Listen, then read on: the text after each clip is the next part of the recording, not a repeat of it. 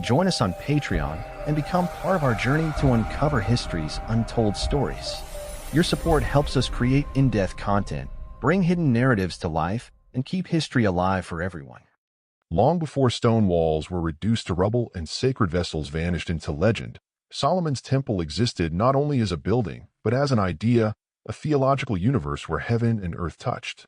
For much of the modern world, the temple is remembered through absence, defined by what was lost rather than what it taught. In Ethiopia, however, memory followed a different path.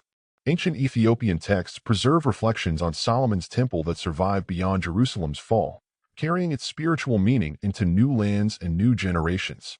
These writings do not present the temple merely as architecture, but as a divine pattern, a cosmic blueprint that shaped kingship, worship, law, and the moral order of the world. To read Ethiopian texts about Solomon's temple is to encounter teachings that transform ruins into revelation. The roots of these teachings lie in Ethiopia's deep connection to biblical Israel. Ethiopian tradition holds that the relationship between the Solomonic kingdom and Ethiopia was not incidental but covenantal.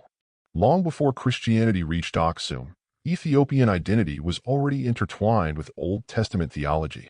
This connection shaped how Solomon's temple was understood. It was not simply Israel's sanctuary, but a model of divine presence that could be carried beyond geography. Ethiopian texts describe Solomon's temple as a microcosm of creation. The inner sanctuary represented the heavenly realm, the outer courts the ordered world, and the altar the point where divine holiness met human obedience. This symbolic reading echoes ancient Jewish interpretations found in Second Temple literature. Ethiopia preserved this worldview when much of it faded elsewhere. The temple, in this understanding, taught humanity how to approach God, not through proximity alone but through order, purity, and reverence. Central to Ethiopian reflection on the temple is the Ark of the Covenant. Ethiopian texts emphasize that the temple's sanctity derived not from Solomon's craftsmanship but from the Ark's presence. The Ark embodied divine law, covenant, and authority. Without it, the temple was an empty shell. This belief explains why Ethiopian tradition places greater emphasis on the Ark than on the temple structure itself. Sacred presence was portable, not confined. The Keber Nagast, one of Ethiopia's most influential sacred texts, weaves Solomon's temple into a broader theology of kingship. The temple is portrayed as the earthly throne room of God, while the king serves as guardian rather than owner. Authority flows downward from divine law, not upward for human power.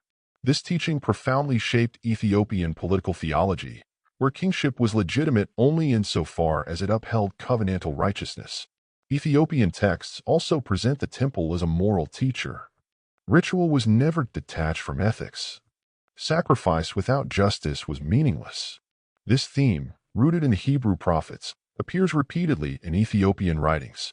The temple demanded holiness not only in worship but in governance, social relations, and personal conduct.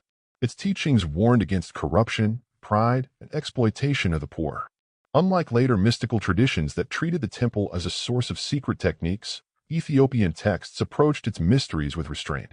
The inner sanctum symbolized divine transcendence, reminding worshippers that God could not be manipulated or fully comprehended. This theology discouraged esoteric elitism. Holiness was revealed through obedience, not hidden knowledge. Ethiopian reflections also interpret the temple as a foreshadowing of divine incarnation. While rooted in Old Testament imagery, later Christian Ethiopian writings understood the temple as a sign pointing toward God's dwelling among humanity. This interpretation emerged organically from earlier Jewish Christian thought, not from later Western theology. The temple's meaning evolved without being discarded. The destruction of Solomon's temple did not erase its teachings in Ethiopian thought. Instead, it intensified them. Ethiopian texts portray the loss as a warning against arrogance and disobedience. Sacred space could be withdrawn when covenant was broken.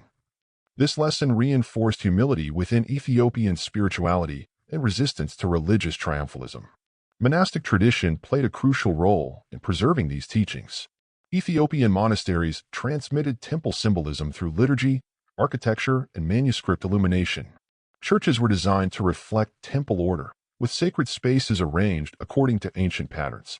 Worship became a living reenactment of temple theology.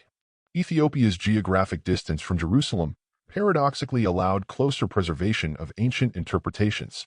While Rabbinic Judaism and later Christianity developed new frameworks after the temple's destruction, Ethiopian texts retained older symbolic readings. This continuity offers scholars rare insight into how temple theology functioned before later reinterpretation. European encounters with Ethiopian texts often misunderstood this tradition. Western readers searched for hidden rituals or lost architectural secrets. What they found instead was a theology of presence, covenant, and moral order. The hidden teachings were not concealed codes, but meanings overlooked by those expecting spectacle. Modern scholarship increasingly recognizes the value of Ethiopian temple theology. It bridges biblical Israel and early Christianity, preserving interpretations rooted in ancient Semitic thought. Ethiopian texts reveal how Solomon's temple continued shaping religious imagination long after its physical disappearance. These teachings also challenge modern assumptions about sacred space.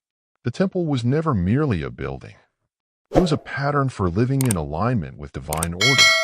Ethiopia preserved this lesson when others focused on reconstruction or nostalgia.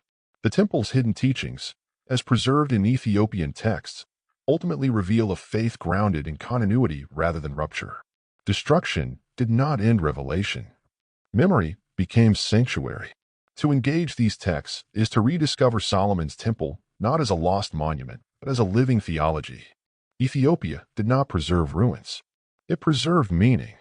In an age fascinated by secret knowledge, Ethiopian tradition offers something deeper. The temple's greatest teaching was never hidden.